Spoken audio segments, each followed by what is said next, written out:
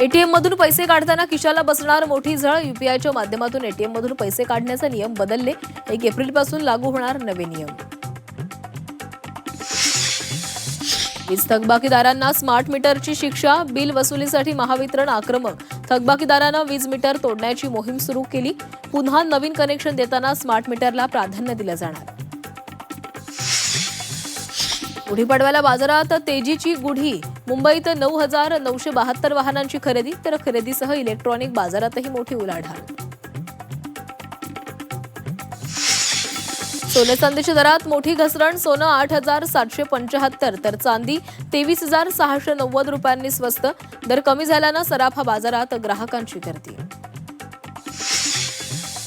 आजही मराठवाड्यासह विदर्भात अवकाळी पावसाचा इशारा. मुंबईतही पावसाचा अंदाज.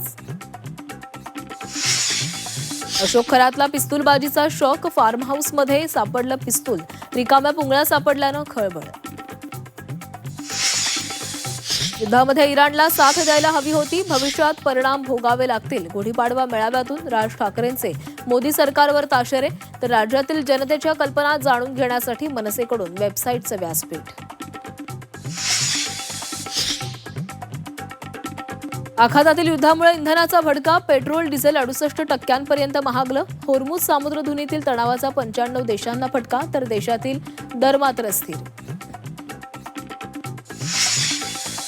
इराणवर आणखीन एक मोठा हल्ला. अमेरिकेच्या धमकीनं चिंता वाढली. तर इराण आणि इस्रायलकडून जगातील 2 सर्वात मोठे गॅसफिल्ड लक्ष्य. ऊर्जा संकटाच्या भीतीनं जगाला धडकी. इराण आणि इस्रायलच्या गॅसफिल्डवरील परस्पर विरोधी हल्ल्यानंतर अमेरिका चिंताग्रस्त. ऊर्जा स्रोतांना लक्ष्य न करण्याच्या अमेरिकेच्या सूचना. आखाती देशाचंही इराणला साखर.